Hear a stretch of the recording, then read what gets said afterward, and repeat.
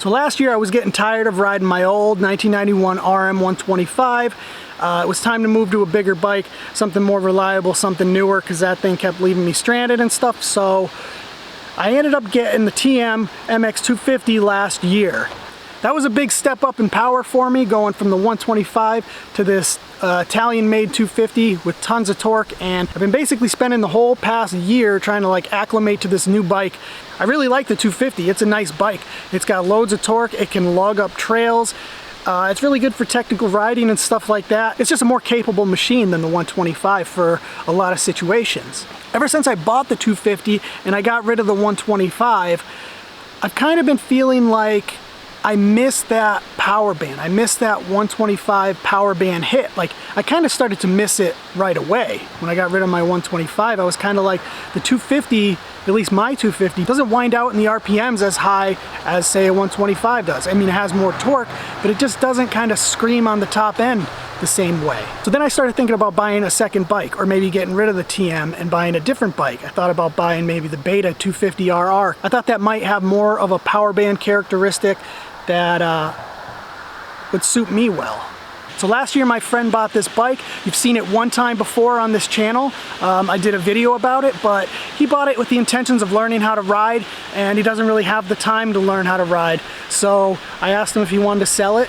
He said he would, and let's take a look at it.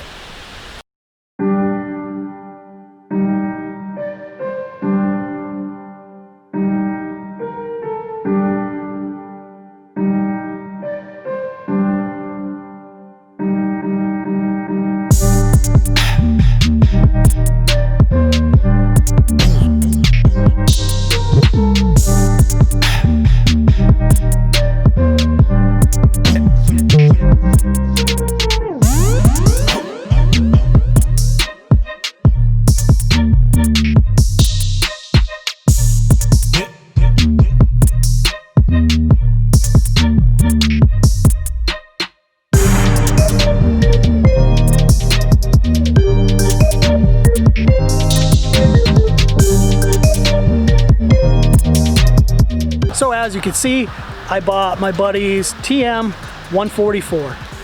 So I didn't go that far away from what I had already, but I didn't really want to go back to a 125 because it just has no torque whatsoever.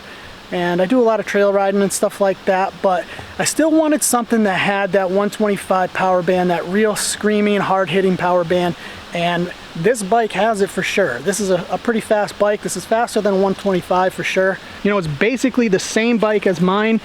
I don't know if the suspension is set up differently or for a different weight of person.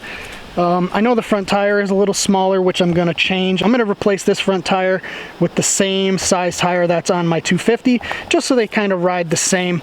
I was thinking also maybe I'll put the stock graphics back on this. I kind of like that, the TM OEM graphics. And oh, look at this. That's supposed to go there. There we go. Like the stock I kind of like the stock TM graphics, and neither one of my bikes has that on it.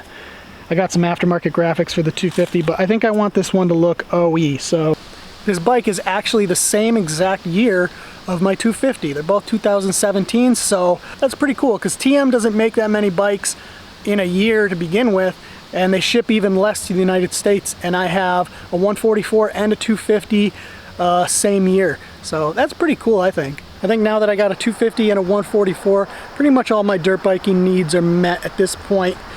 I think I'm going to enjoy riding the two different bikes on like different style trails and stuff like that maybe. And if I'm in the mood to have, you know, the top end screaming type power band, I'll ride this. If I'm in the mood or I'm on a trail where I think I'm going to need a lot of low end grunt and the ability to lug and stuff, then I'm going to ride the 250. It's funny because like when you have a small bore two-stroke like this, it has a lot of things that are very enjoyable about it. Like to me, the power band characteristics are very enjoyable, but it has no torque. And then if you move up to a bigger size bike, then you have tons of torque and a really fast, powerful bike, but it doesn't quite give you that satisfaction of a small bore two-stroke. So I guess the only real solution is to have both.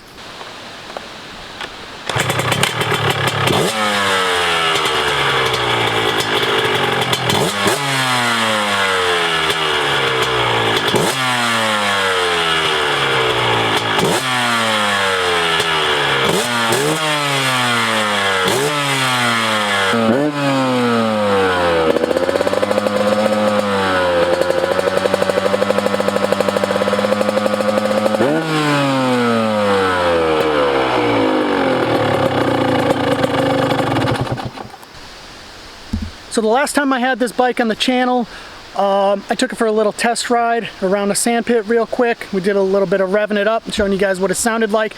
But in the next video, I'm going to take this thing out on its first real maiden voyage. We're going to take it on real trails, see how it performs, and I'm going to be making all kinds of videos with this bike in the future, so if you're interested in the TM144MX, subscribe down below. I'm going to be probably doing like a top speed test on it and all kinds of other stuff like that. So see you guys in the next video for the first ride.